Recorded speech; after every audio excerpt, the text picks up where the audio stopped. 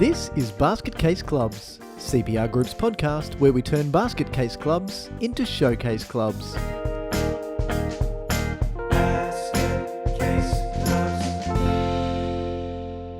It's great today that we've got some representation, a good bit of representation from across the country. So not only here in Queensland where CPR Group is based, but we do indeed work across the not-for-profit landscape Australia-wide. So great that we've got people joining us from all over the country. I've just had a couple of emails come in actually asking if people, letting me know that they're not going to be able to attend today's session. Will they be able to get a recording? The answer is absolutely. So everyone who registers for today's session will receive an email over the next week, and it will provide a link to the recording from this session as well as previous webinars that we've been running. So this is our second last session in CPR Group's free webinar series for 2025. I don't quite know how, but we have arrived at the back end of October, which means we're in double-digit months, and as soon as that happens, Christmas is rocketing towards us. So we've got one more session during which we'll be talking legal obligations, and that will be in November, and I'll give you all the details for that at the end of the session. But it's now it's now 12 o'clock here in Queensland, so without further ado, let's push on and get cracking for our webinar today, during which we'll be talking all things meetings. And I will be calling on you at least once, if not a couple of times, to put a little message in the chat. So it's great that some of you have been doing an intro there. Feel free to keep doing so. Let us know your name and the organisation that you're here representing. And I'll be seeking some input from you in terms of your experiences personally with meetings very shortly. So keep your keyboard handy. Very quickly, before we get into today's content, as is certainly my pleasure always to do, I want to acknowledge the traditional custodians and the people, place and spirit of all the lands from which you join today's session or from which you might be watching the recording of today's session. I joined today from Cubby country, and I was fortunate to get to grow up as the crow flies a few kilometres that way, right on the banks of the Maroochy River, and was incredibly fortunate to have literally, the water 50 metres from my back door, and mum and dad still live in that house, and I've been trying to convince them that they should swap with me for the last couple of decades, and they continue to disagree. Nevertheless, every chance I got, my friends and I, who lived in this little village in Bly, the place so nice, they named it twice, and every opportunity we got, we'd be out on the Maroochy River in our tinnies, and we'd head up the river on a Friday afternoon and come back on a Sunday afternoon having camped and caught fish and cooked, and that was, like early teenage years. So we were incredibly fortunate, like I say, to be able to have that lifestyle growing up. We did probably a lot less of a successful job of extracting fish from the Maroochy River than the Cubby traditional custodians have for tens of thousands of years. Nevertheless, we were fortunate to get to walk in their footsteps. The words Maroochy very quickly and Maroochydore are derived from the Yagara language, and they are derived from the words Murukachi, meaning red bill black swan, and Murukachida, meaning place of the black swan. And I can tell you firsthand that Maroochydore is aptly named, and the Maroochy River indeed has lots of black swans spending their days on that waterway. So, like I say, I acknowledge the Cubby people as the traditional custodians of the land from which I joined today, and also acknowledge the elders past, present and emerging here and from where you join or are watching this recording today as well. I'd also like to take a moment to thank all of you for the wonderful work that you do, either in your club, association, local council or governing body. We have, like I say, a pretty broad cross-section of people represented online today, which is spectacular, and also a really broad cross-section of people who are registered for today's session. So they'll receive the recording. So it's great that we've got a really broad representation from across Australia's not-for-profit sector. And one of the things that we certainly acknowledge here at CPR Group is that a lot of the challenges when it comes to running good meetings are universal. Whether you are a grassroots sporting club or a significant national charity, running effective meetings that are on time and which achieve great decisions that lead to good outcomes is a common challenge. So we're going to get into that discussion right now. So the first question that I've got is, why do we hold meetings? So feel free to pop a little note in the chat there. I'll give you a moment to do so. And It's interesting when I'm in a physical room with people and I ask this question, some of the discussion that it generates and the sorts of ideas that people come up with. So give some thought to why you stuck your hand up to be on your committee and what it is that you think you strive to get out of your meetings. And like I say, I'll give you a moment to pop a little note in the chat there to answer that question. Why is it that we actually get together and have a meeting?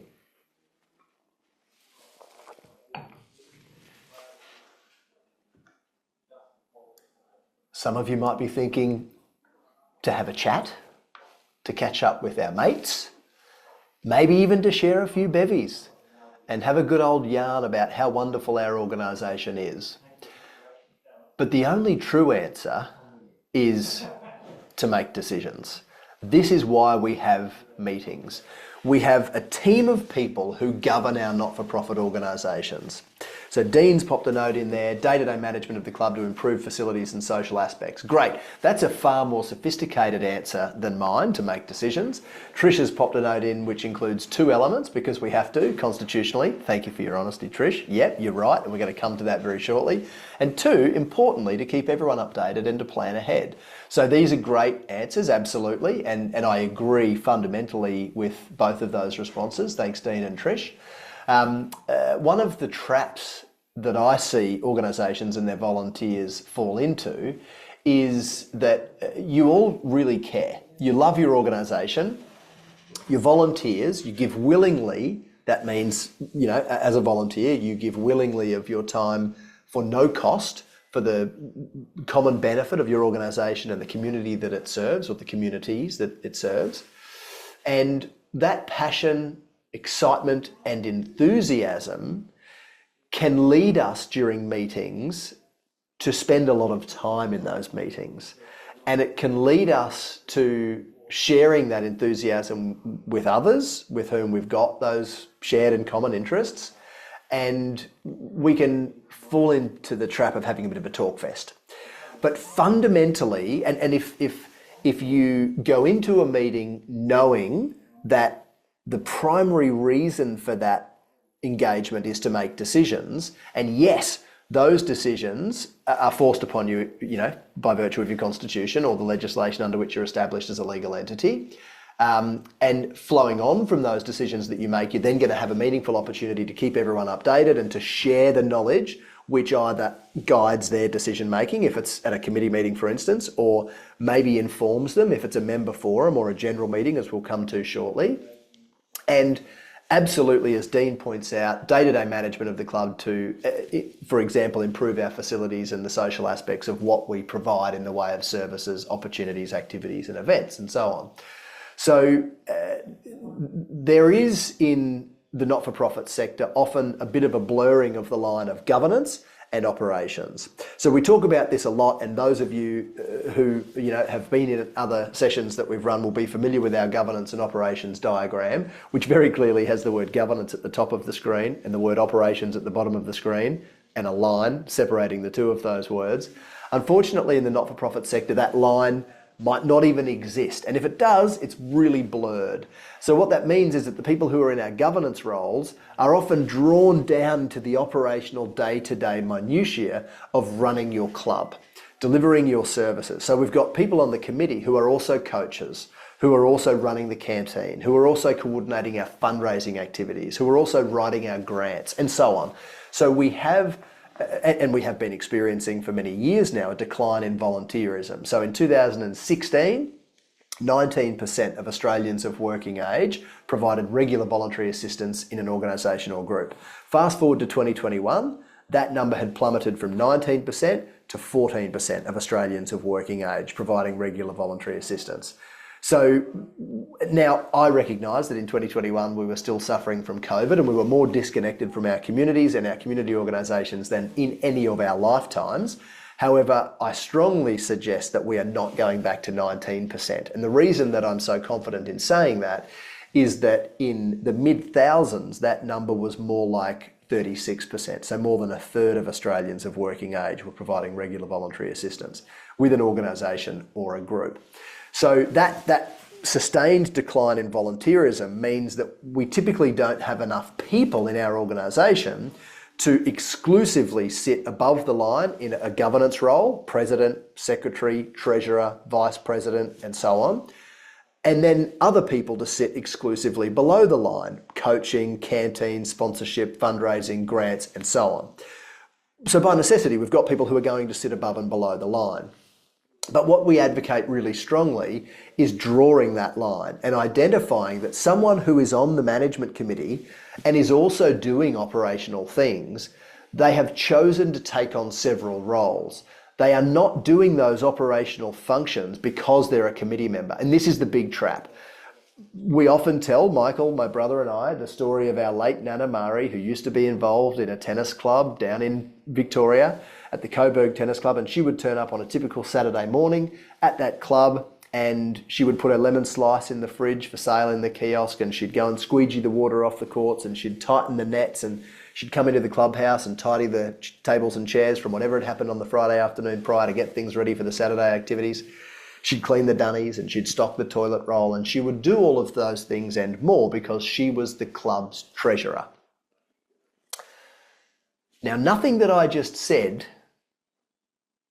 has appeared on any treasurer job description that I have ever seen. However, it was so deeply ingrained in the culture of that organisation that that stuff was all the treasurer's job, that my Nana Mari took over from a bloke named Robert, who did everything that she did, except he made brownies instead of lemon slice. So this is a really common trap, that we've got people who are in a governance role that are doing all this operational stuff, and if something's going to drop off the bottom, is it going to be the important decision making and strategic direction setting, or is it going to be getting the jerseys ordered on time to get them on the backs of the kids so they can get out on the field for the first game of the season? Based on my experience, it's going to be the latter. It's going to be the urgent operational stuff that takes all of our attention. Therefore, meaningfully making decisions which guide our organisation towards a strategically purposeful and successful future is what drops off the bottom. And we can often also be drawn into very operational discussions during our meetings. If we are a committee that also fills lots of operational positions, we can really easily fall into the trap of having operational discussions and not making the strategically important decisions at our committee meetings, for instance. And we're going to talk about very shortly the differences between committee meetings and general meetings and special general meetings and annual general meetings and subcommittee meetings and member forums, which I think closes out the list, as you'll see shortly. But what we really strongly suggest is if you're in that trap, if you're in that operational cycle where you turn up to a meeting, goes for a couple of hours, this is your monthly committee meeting, for instance, it goes for a couple of hours, and you don't find that you're able to make any strategic decisions because you're just fighting fires and talking about all the operational crap that goes with delivering your services. And I say crap, but you obviously love it, and you care so much about the services that your organisation delivers that you stick up your hand to do that work for nothing. So the reason that I refer to it in a pejorative manner is to really remind you that your first and foremost, your governance function comes with legal obligations. And those legal obligations include things like acting in the best interests of the organisation, acting with care and diligence, preventing the organisation from trading while it's insolvent, and so on. So these legal duties exist for you as a member of a management committee, if you are on a committee or a board, and you've got to take those obligations and duties seriously. But if we don't allow ourselves to, or empower ourselves rather, I prefer that term, to place due focus on those strategic decision-making activities of a board or committee, then we're going to get drawn into the operational day-to-day stuff. So one of the really practical tips that I often provide to management committees and boards is to say, right, for your monthly meeting, assuming that and I'm going to ask this question very shortly, in fact, I'm going to put these questions on the slide now, and you can feel free to go ahead and answer those questions in the chat. Claire, I've seen that you've just joined. Thank you very much for coming along, and it's lovely to see you again. For those who don't know, Claire was in one of our sessions last night and she was involved in a discussion about these very same questions. So Claire, I know you're well prepared for this question. So everyone can go ahead and pop in the chat your responses to those questions and that'll promote some good discussion very shortly. But what I advocate is for the first component, whether you have a 1 hour meeting or a 2 hour meeting, let's roughly say that for the first quarter of the allocated time for that monthly committee or board meeting, you're only going to talk strategy. You're going to picket fence that first component of your meeting and you are going to guard it with your life. And you are only going to talk about important strategic matters and you're only going to make important, strategic decisions. And when someone inevitably raises an operational matter, the chairperson is going to have absolute authority and arguably more importantly, confidence to say, Steve, with respect, remember this first part of our meeting, we're just talking strategy. We're just talking governance. So we're talking about our constitution. Is it up to date? We're talking about our member protection. We're talking about our child safeguarding. All of our states and territories are rolling out new child safe laws for organisations that provide services to children and young people. Do we need to do anything to keep compliant with those changing laws? Do we have a strategic plan?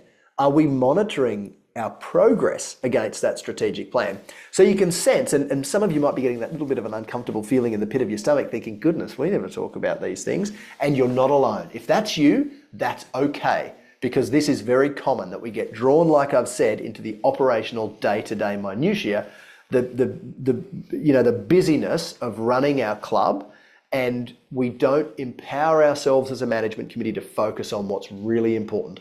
And the comment that I make regularly, I made as recently as last night in that session that I mentioned that a couple of our people online today were in, is that things aren't urgent, governance matters aren't urgent until they become urgent. So it's not until you get picked up for non-compliance with the new child safe legislation that it becomes really urgent that you comply. So the idea of doing good governance is to get ahead of those matters before they become urgent and deal with them while they're only important. Okay, so let's jump over to the chat and thank you for your engagement. I can see there's quite a bit of commentary coming in here. So monthly delegates and committee meetings, 2 hours each. Very good. All right, we got bi-monthly meetings. Once a month, committee members, approximately 2 hours. Okay. Monthly meetings, normally just committee unless invited guests attend. Meetings vary from 2 to 3 hours. Great, Dean. Thank you. I'm really pleased with the specific nature of your answer. And John's added in, so bi-monthly executive meetings. And then Lorraine's added in monthly meetings, executive committee 1 month, then general committee the next month, usually 1.5 to 2 hours. So, and our new secretary is very diligent and asks lots of questions, has doubled the meeting times. Okay, and that's a challenge. Thank you for sharing, John.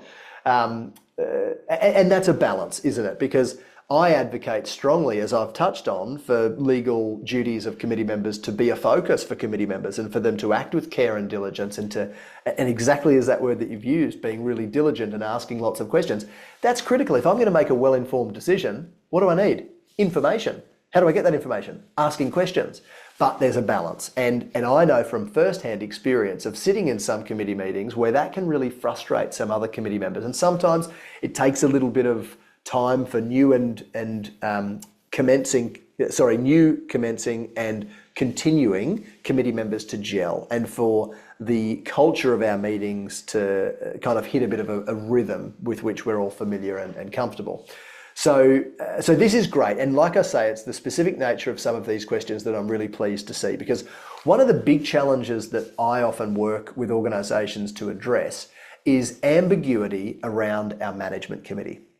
And it is, when we're talking meetings, the first thing that we need to really clearly define is what is our committee? What is our board? So in many incorporated associations across the country, we have reference in our incorporation legislation to either a management committee or a committee.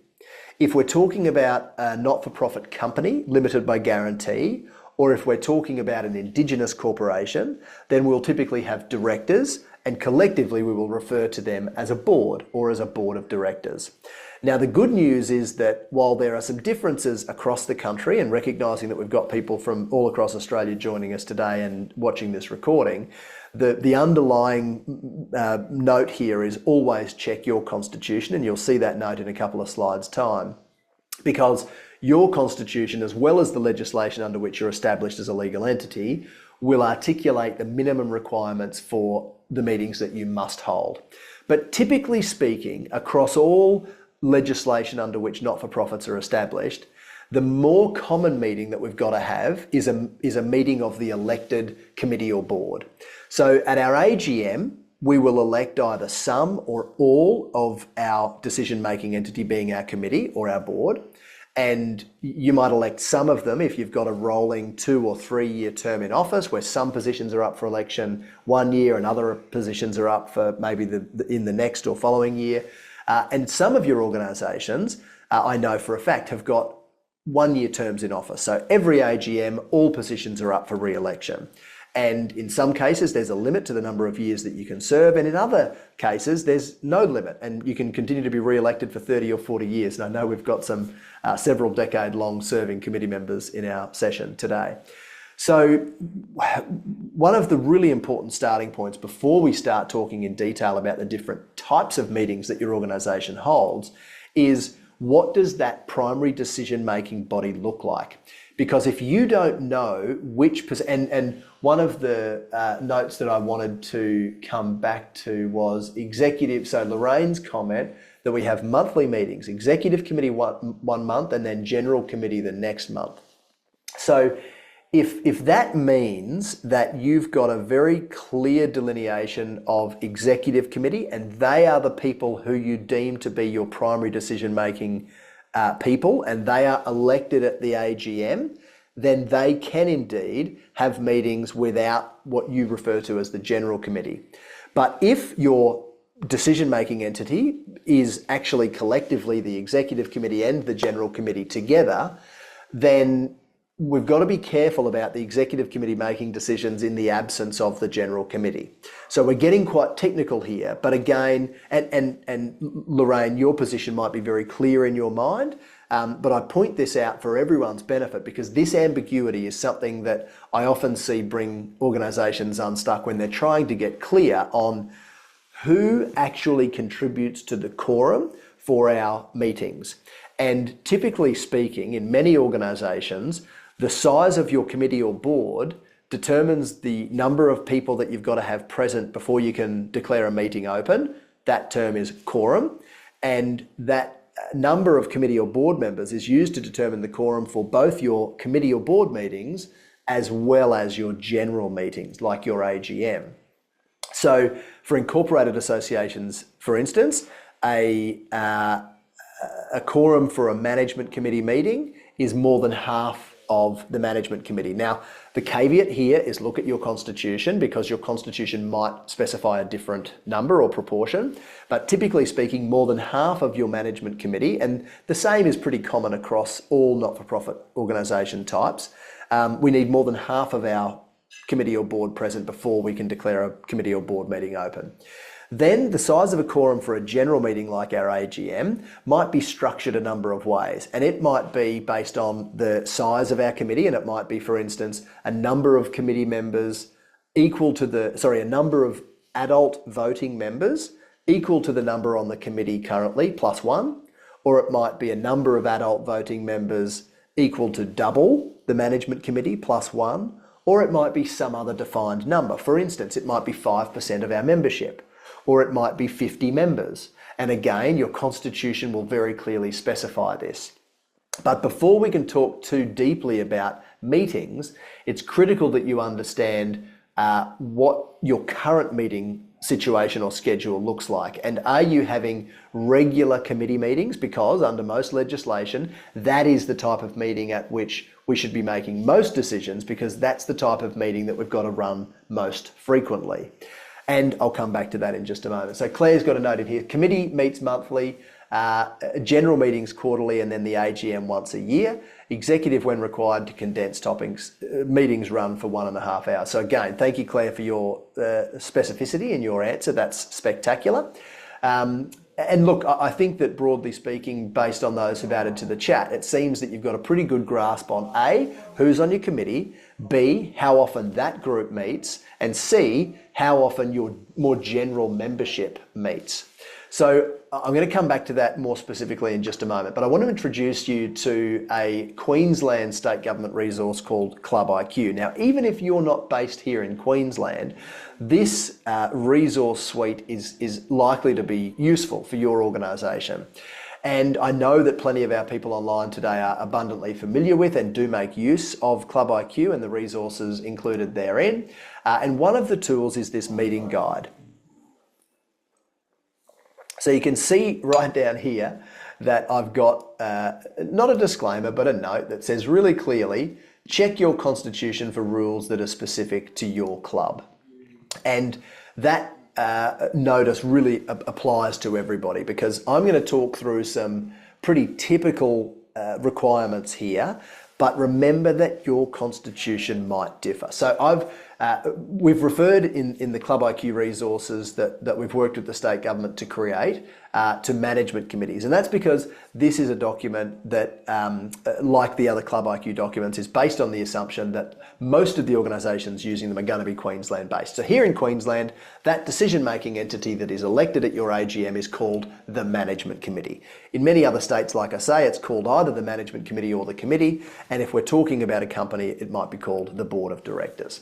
Nevertheless, that is the meeting that should be happening most frequently. So in some states, you've got to have a committee meeting quarterly. Here in Queensland, you've got to have a meeting of the committee, the management committee, at least once every 4 months. So at least 3 meetings a year.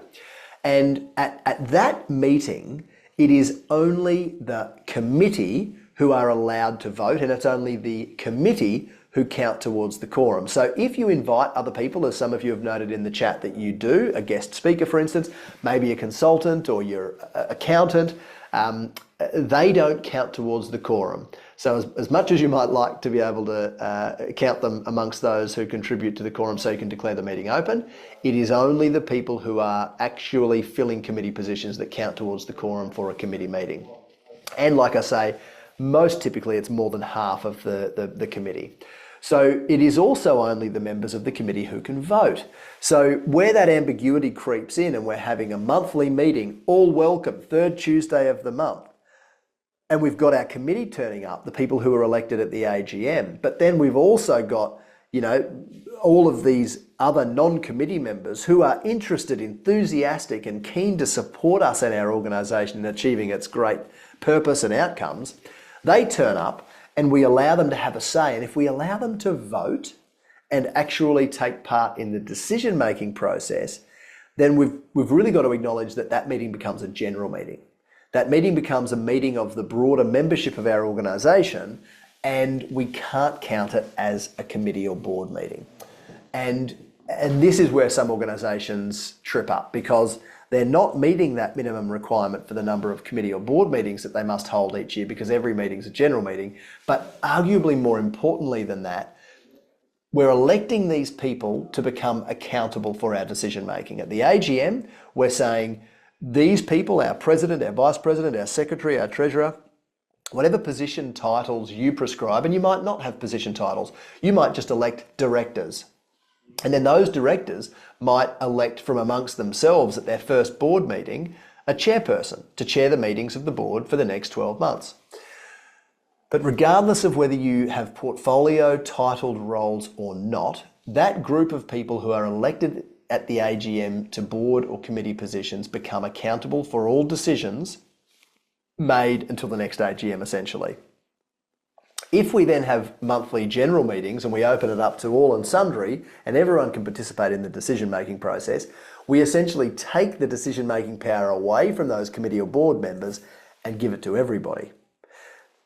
And if I'm on a committee and I'm accountable, I want to be able to make the decisions. I don't want my decision-making authority to be diluted amongst the rest of the organisation's membership.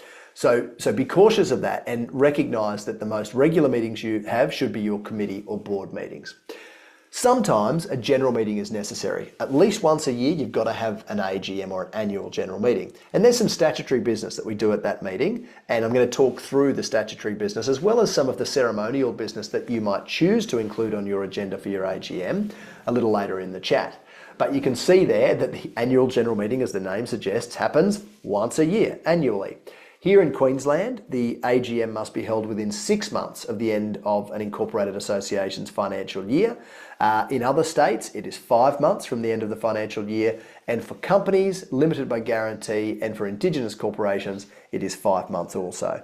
So 5 months from the date of the end of financial year, we've got to hold our AGM. And at that AGM, we take care of a range of items of business, which, like I say, I'll talk through in a moment, including presenting information to the point that one of you raised in the chat earlier, back to our members for transparency and probity purposes.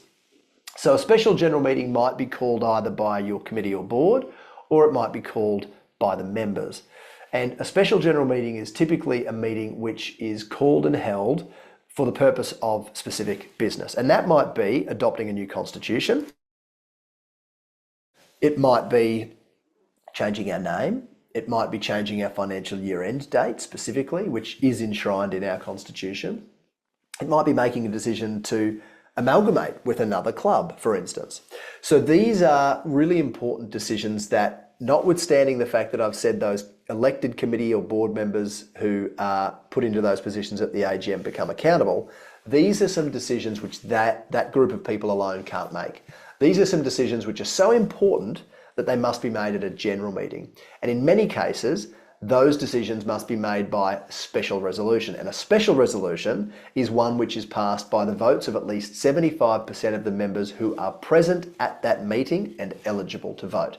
So it's not 75% of all of your members, but it is 75% of the members who are at that meeting and entitled to vote. And that's a common misconception. So make sure that you are clear on that. For instance, if you want to adopt a new constitution, yes, we want general member support and we want people to have an input and provide feedback during the consultation process. But when it comes to the meeting to adopt that new constitution, we have to achieve a quorum, and then we have to achieve a 75% majority of the people who are there to say, yes, we agree that that should become our constitution. And the reason particularly that constitutions are so important to be adopted by the broader membership base is that a constitution is a contract between your organisation and its members. So members must have an opportunity to have a say in what that contract looks like.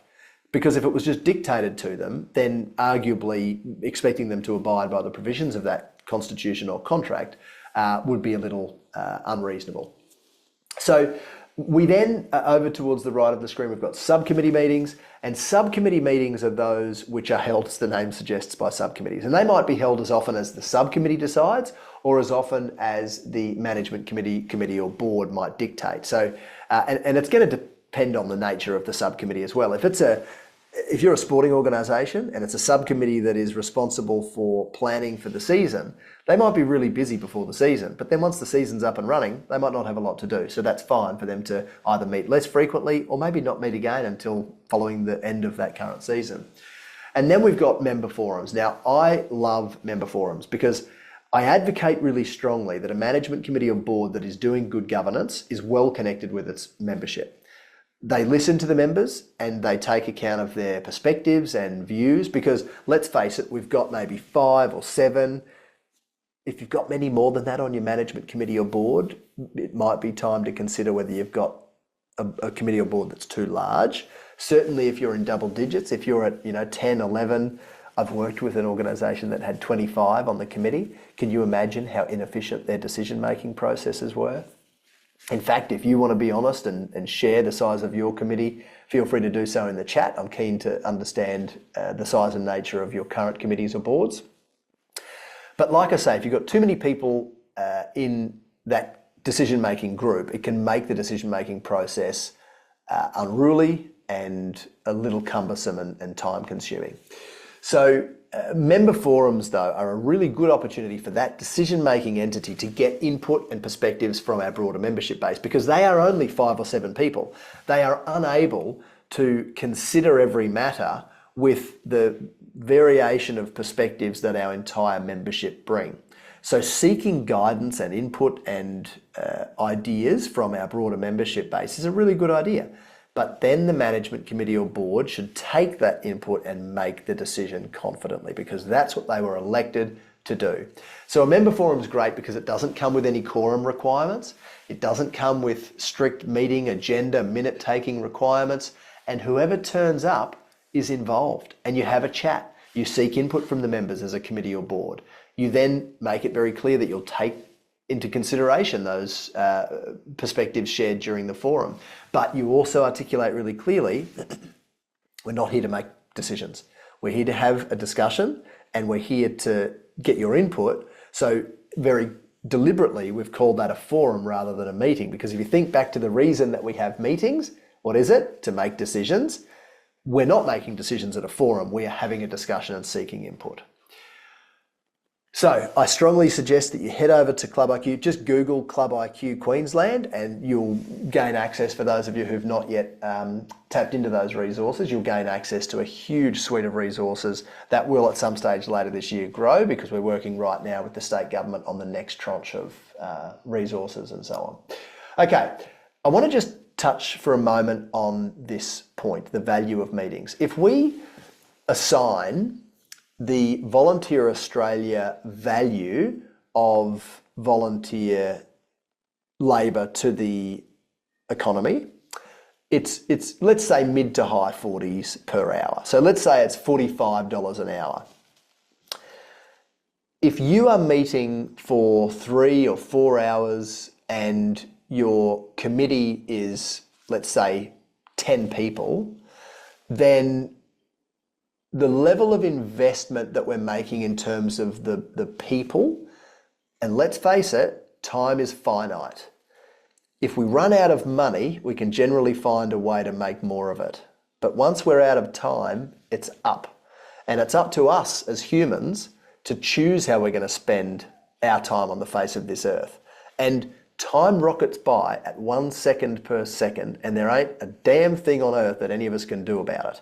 So we've got to acknowledge that, and we've got to ensure that we are investing our time in our volunteer organisation as wisely as we possibly can. So I've just had some shares in the chat. Thank you very much. So Claire has noted that their organisation has 4 executive and 7 others who are in charge of other areas and report what's going on in those areas. They are elected. So they can be elected and still be non-management committee members. That can be okay. We just need to really clearly define that, for instance, in the minutes of our AGM or in some other organisational chart, so that we know who ticks the box for being a management committee or board member or executive and who doesn't. Because it's also critical that those people who are on the committee know that the legal duties of office holders apply to them, and that the people who are not in a committee position know that the legal duties of office holders do not apply to them.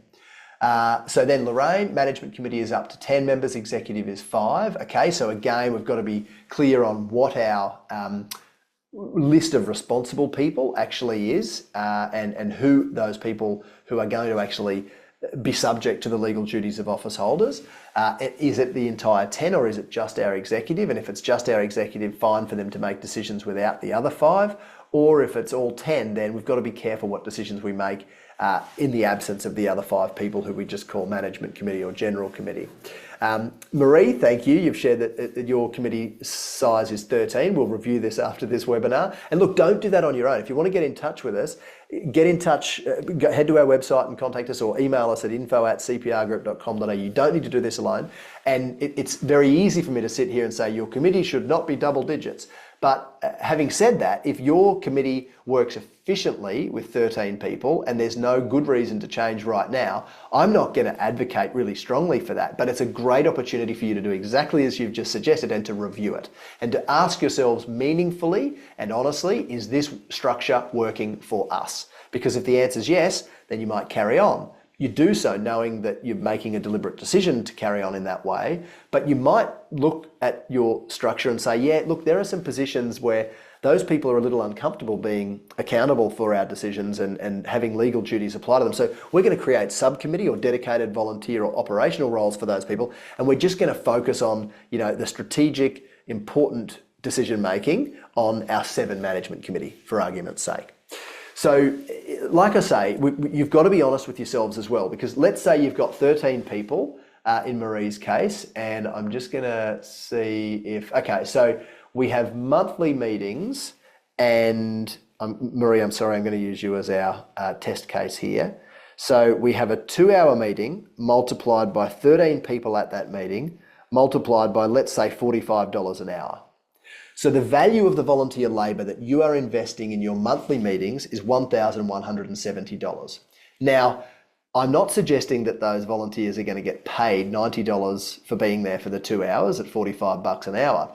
But what I'm suggesting is that you need to question yourself, and the same applies to everyone, and I'm only using Marie as an example because she's kindly engaged in the chat and given me these answers so I can do so. But you need to ask, are we getting $1,170 of value from that 2-hour meeting? And if the honest answer is no, then that might lead to a meaningful discussion about how you could restructure your committee and how you could restructure your meetings. For instance, you might say we've got 13 on our committee.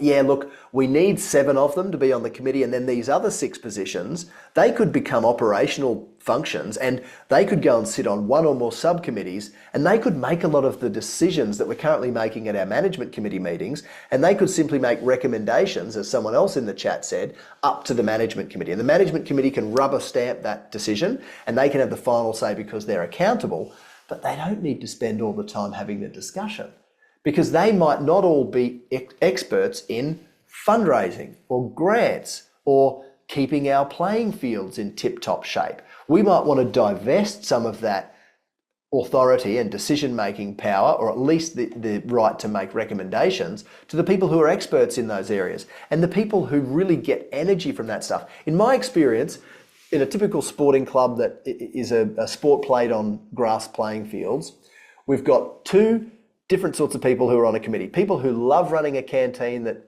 pumps out awesome food at affordable rates and keeps people, with full bellies enjoying their experience at your club.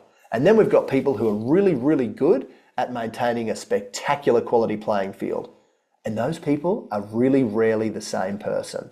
So why should we make the people who love the canteen work sit in meetings during which we talk about the grass?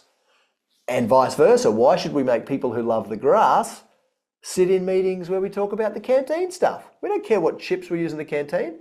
Just cook them so they smell good when I'm mowing the field or marking the lines before our home games.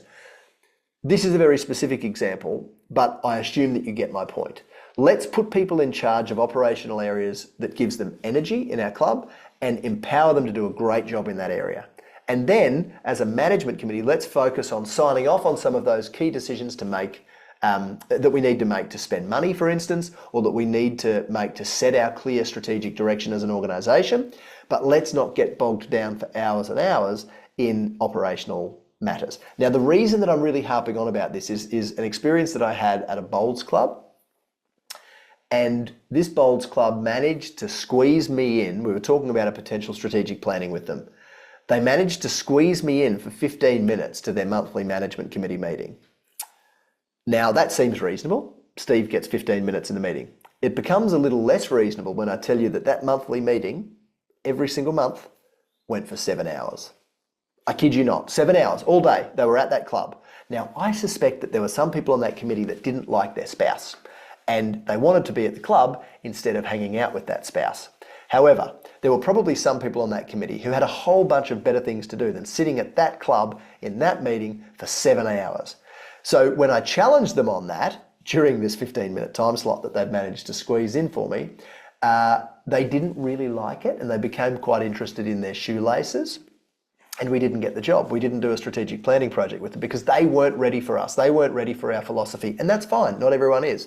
But I suggest that they were not getting the scary dollar figure in value from that meeting that we would punch out if we calculated the $45 per, let's say, 9 committee members. I think it might have been 8 for 7 hours every month. They are not getting the value that they should be from that meeting. So think about the value of your volunteer time. Think about the fact that you can't get that time back, so you should be investing that time as wisely as you possibly can. All right, let's get really practical for the remainder of this chat. How do we run better meetings? Well, the first thing is to prepare. Make sure that you have a really good, clear agenda. And you can have a rolling agenda that is the same from 1 month or one meeting to the next, but ensure that the matters that you've got to consider on that agenda align with the nature of the meeting. So if it's a management committee meeting, there might be reports and recommendations from your subcommittees or operational volunteers or even staff. And that report should come with a reasonable degree of information to guide the committee or board in making its decision. Now, we've got to prepare appropriately. And I advocate that if you spend just 10 minutes preparing for a meeting, individually, it will generally save 1 whole hour of meeting time. Because if everyone turns up and they've read the reports and they've read the agenda, they've read the profit and loss for the year to date, they've read through the balance sheet for the year to date, they've looked through the bank statements that the Treasurer has included as part of their reports, and all of this stuff gets distributed before the meeting, even if it's the day before the meeting, even at worst, if it's on the day of the meeting, we turn up, we all sit down, and before we declare the meeting open, we spend 10 minutes reading the reports. In my experience, I can almost guarantee you that that will be better than allowing people to read out their reports and deviate here and there and meander around the point that they're actually trying to make. Just read the reports, read the recommendations, declare the meeting open, and you'll save an hour. So, and I'm a realist. I know that not every committee member and not every secretary has the time to get this stuff distributed prior to the meeting. But like I say, at the very least, sit down and before you declare the meeting open, each spend time individually reviewing those reports, and you will save time during the meeting.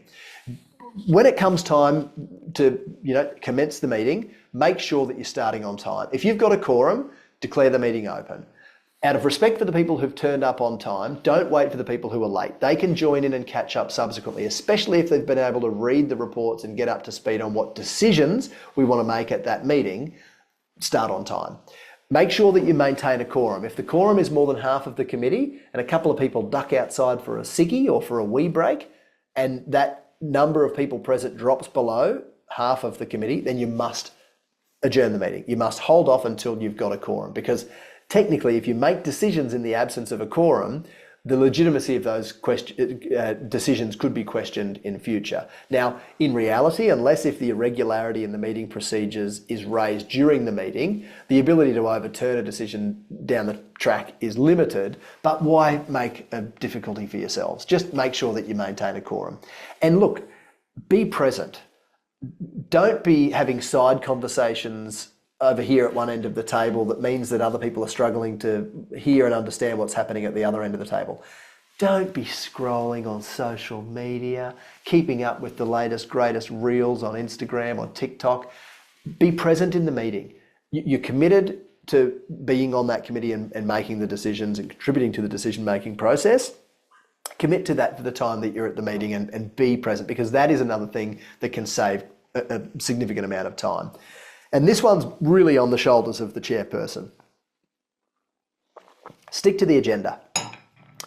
If someone raises a matter that's not on the agenda, you can be as firm or autocratic on this as you wish, but I can tell you, firsthand that those organisations that have a meeting and there's a new committee member there, and that new committee member hasn't taken the time to send a proposed motion or an agenda item to the secretary prior to the meeting. And then they try and raise that matter during the meeting. And if the chairperson says, Steve, that sounds like a really interesting point. However, because you haven't sent that agenda item to the secretary before the meeting, we're going to put that on notice and we're going to discuss it at our next meeting. I might feel a little bit hurt, and I might feel as though, my perspective isn't being taken into account, or I'm not having the opportunity to raise matters for decision.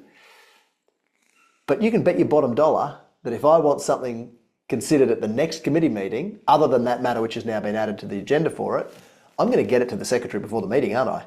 I'm very quickly going to fall in line with the culture of that organisation's meeting schedule and practice.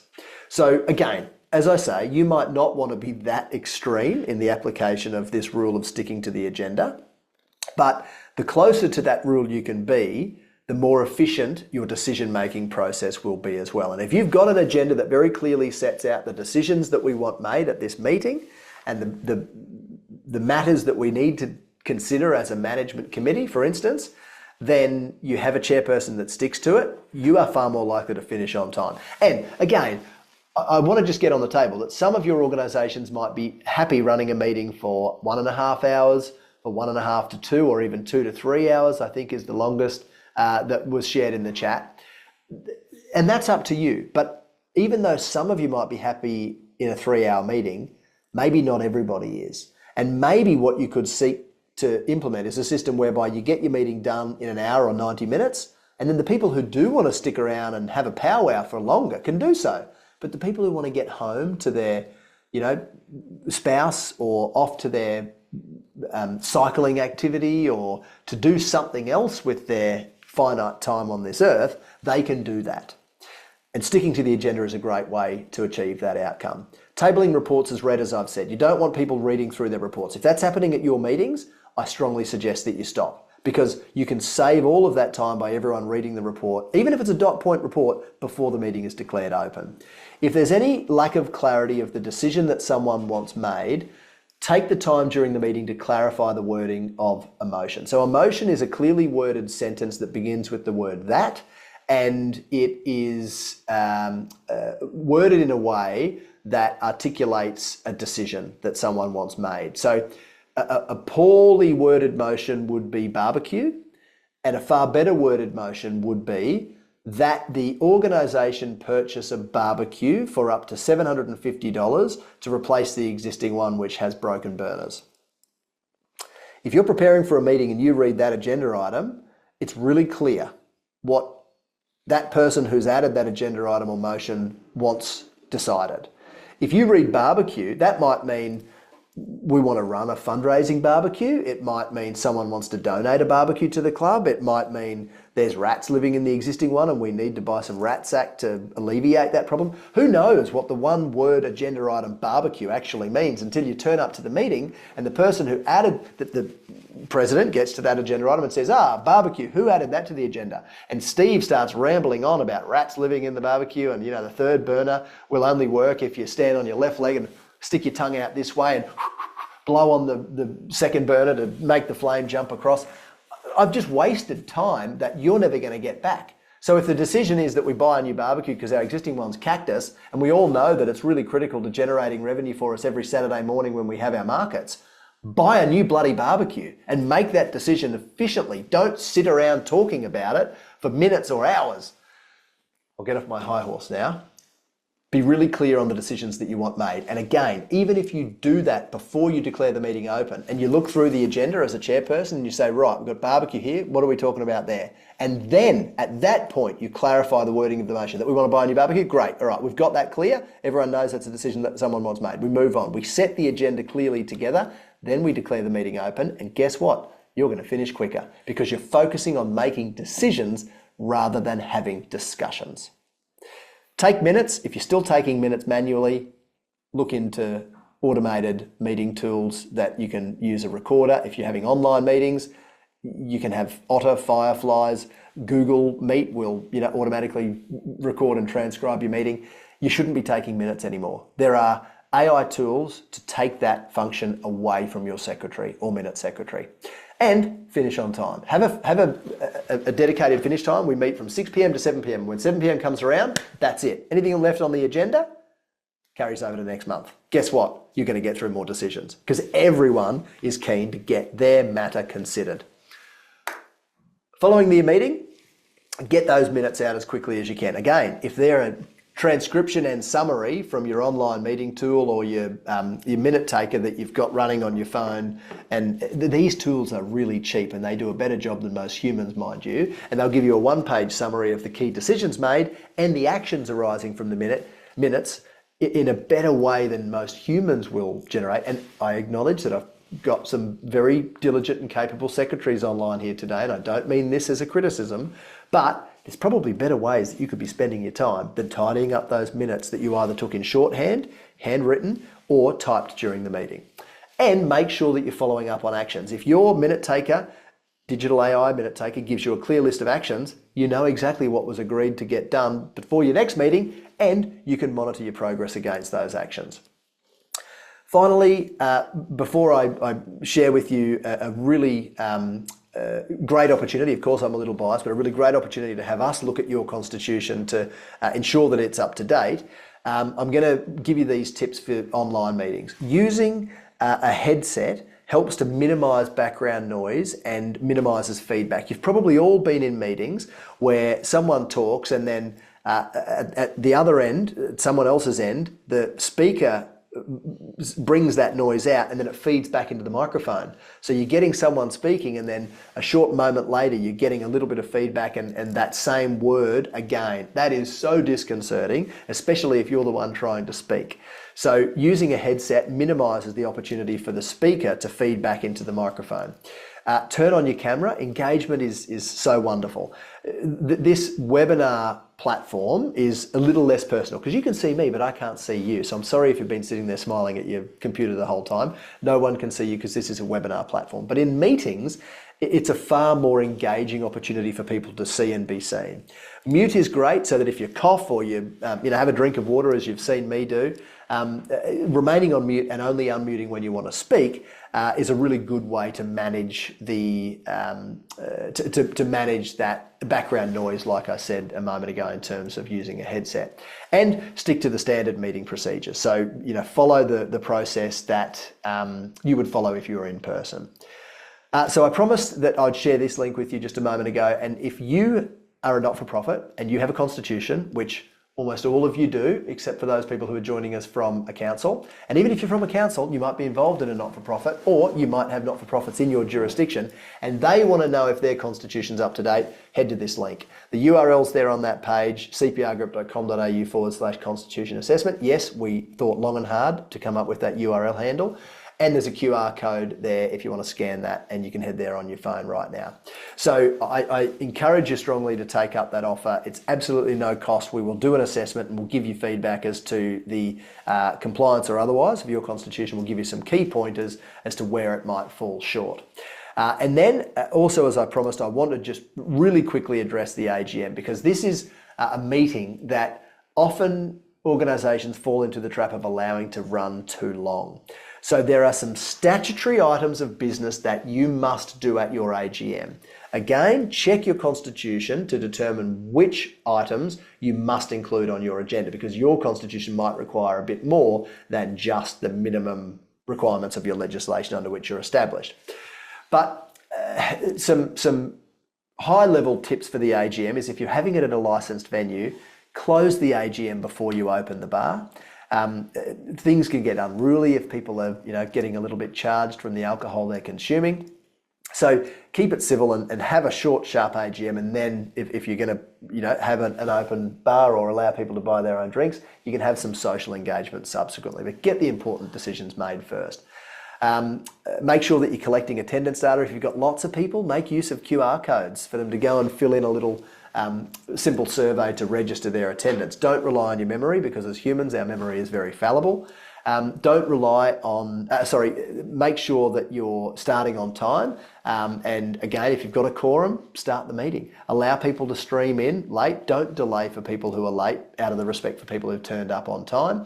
The chairperson has a really important job at the AGM, or the person who might be running your AGM as a non-committee member, for instance, as a returning officer, to keep order and to make sure that if people are getting unruly, you might even need to ask people to leave. And I've chaired meetings where I've had to eject people from the meeting in the past, and I've said I won't be continuing until that gentleman or those people leave the meeting because they're getting unruly. And that is a little daunting, that prospect of needing to eject people from a meeting. And of course I do this for a job, so I'm confident to do it. But it's important that you've got that mechanism and you call on it if necessary. And allow some time for ceremony. What does ceremony mean? Well, let's look at the left side of our screen for the things that you've got to do. And this is a pretty typical list. The disclosures down the bottom of that list relate to remuneration of management committee members and their family members, as well as any senior staff, and that's unique to Queensland. For other states, we've got to elect our board or committee, we've got to appoint our auditor, the person who's going to do the check of our financials next financial year, and we've got to accept the financial statements from the auditor or accountant this financial year. And typically speaking, that's about it in terms of the statutory business. Then we start to talk about our ceremony, and we might celebrate some achievements. We might have a life membership agenda item where we actually award one or more people life membership. We might have a patron, which is a ceremonial position that typically doesn't hold decision-making authority. In some organisations it does, but typically it doesn't. And there might be other awards, like a Volunteer of the Year or a Lifetime Service Award, which we acknowledge and present at our AGM as well. So it's important that you allow some time at your AGM for this ceremony, but that you don't necessarily get drawn into lots of matters that people are raising from the floor. You will note that general business is not on that slide, and that's because I strongly suggest that you don't deal with general business at your AGM. It's a statutory meeting which might lend itself to some ceremony, but don't be considering trivial matters presented by members. Again, have member forums, and you might have a member forum immediately after your AGM at which some of those trivial matters, which might not be always trivial, I'm being a little dismissive there, I acknowledge, but if they're not matters on this slide, then consider dealing with them by way of member forum. And that can happen after the AGM, and that can happen over a couple of drinks or a sausage and bread and so on. So, in fact, before I give you the details of the next webinar, I'm just going to quickly jump into the chat. So John's asked, how do we get across to general participants? The meeting is not the usual chat sessions as previously. That's a really good question. And this is a transition that you need to manage, John, and anyone else who's in a similar situation where you've had historical meetings that are really just a chat fest, and it's an opportunity for people to come together and put their heads together and talk enthusiastically about your love of the organisation or its activities or your sport. And you're not going to be able to just click your fingers and go from that operating environment to one which is a little stricter. And look, so there's a spectrum of meeting procedure formality, and I suggest that we're not right up the formal parliamentary procedure end of that spectrum, because people are uncomfortable and people aren't generally going to share openly if they feel uncomfortable in that meeting environment. But I think that, and then at the other end of the spectrum is, everyone turns up with a six-pack, we get half drunk before the meeting opens and we just have a yarn, we don't actually have an agenda, we don't make decisions and so on. And then there's a spectrum between those two extremes. And I reckon that somewhere about the middle is reasonable for most organisations. So a bit of, discussion is acceptable, but and a chairperson needs to exercise their discretion here in allowing enough discussion, but pulling it up before we go down a rabbit hole that really isn't going to value or benefit our organisation in any significant way. So I suppose the short answer to your question, John, recognising I'm giving a very long one, is to manage it as a transition and to broadcast that, look, out of respect for everyone that's here, we're going to start to run our meetings with a little more formality. And the beauty of formality is that it enables everyone to present items for consideration to the meeting on the agenda, and that takes away the likelihood that we're only going to have the noisy people, me included, do all the talking. And in this session, I've done literally all the talking. And as my mother and wife would both say, that's exactly the way that I want it. But some of you are probably the same. Some of you love to talk, you're enthusiastic, and others on your committee are going to be similar. So we've got to manage this transition in a sensitive way and not just pull the handbrake on and say, sorry, this is no longer a chat fest. Or similarly, if you have regular general meetings or regular meetings where you allow non-members to turn up, don't just put the stop sign up and say, all right, we're just going to committee meetings, and if you're not on the committee, then you are not welcome at this meeting, because that is not going to fly well. That's insensitive to the reality that people have historically had an opportunity to turn up, have their say and be heard.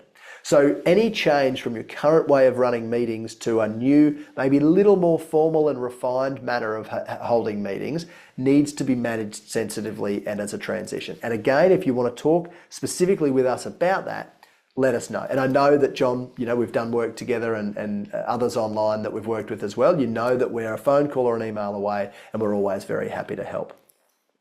And verify or audit announcements. So John, that relates to the turnover and asset threshold. So here in Queensland, we've had a bit of a change in our reporting thresholds for incorporated associations. And if your incorporated association turns over or has, and here this is unique to Queensland, if you have revenue, total revenue or income less than $150,000 in your financial year, and you have less than $300,000 current assets, which is typically cash in the bank, then you are considered a small incorporated association. And you don't even need to give your financial statements to an accountant or auditor. Your president and treasurer can sign off on your financial statements. However, I advocate that you probably would, and it's generally the treasurer who wants this to happen, still have those financial statements at least verified by an accountant or approved person who doesn't, under the Office of Fair Trading requirements, can be some other people. For instance, if you're in a remote town on Cape York Peninsula and there's no accountants available, there might be other people approved to verify your financials. So that's small. Then you've got medium and large organisations where the thresholds are different. So I'm not going to go into detail on those, but a medium organisation, a medium incorporated association in Queensland for reporting purposes has to have a verification statement prepared by an accountant, and a large incorporated association needs to have an audit. So it's a matter of determining where you fall in that tiered schedule of small, medium and large incorporated associations as to whether you need a verification, internal or external, or an audit. And if you've got questions about your organisation, get in touch and we'll be really happy to talk you through those specific thresholds. Conscious of time, and I've done lots of talking, it's now 1:04, so I'm very keen to let you get into the rest of your afternoon. But before we do so, I'm, as you can see, letting you know about our final session scheduled for the 13th of November. And yes, that is still really scary, as I started this session discussing the rate of knots at which we've approached the end of this calendar year. And we're going to be talking legal requirements. So all the legal, well, not all, but the critical legal requirements that your organisation needs to be aware of. So if you haven't yet registered, head to cprgroup.com.au/webinars, or post-COVID world, wouldn't be an online session if I didn't give you another QR code. Scan that QR code and register for that session. In keeping with QR codes and the prolific nature thereof in our modern world, here's another one. If you would like to head to Google and give us a 5-star review, my marketing manager would absolutely love you for that, and that will win me brownie points. So thank you. If you want to get in touch, head to cprgroup.com.au and contact us there. And if you're a podcasty type person, head over to Apple, Google, Spotify, wherever you get your podcasts, and check out Basket Case Clubs. It's our podcast where we delve into the challenges that face clubs, which can sometimes make them basket cases, and we share tips and tricks for becoming a showcase club. Some of these webinars have also been shared as Supercharged episodes, and today's session will be the same. So feel free to head over to Basket Case Clubs and check that out.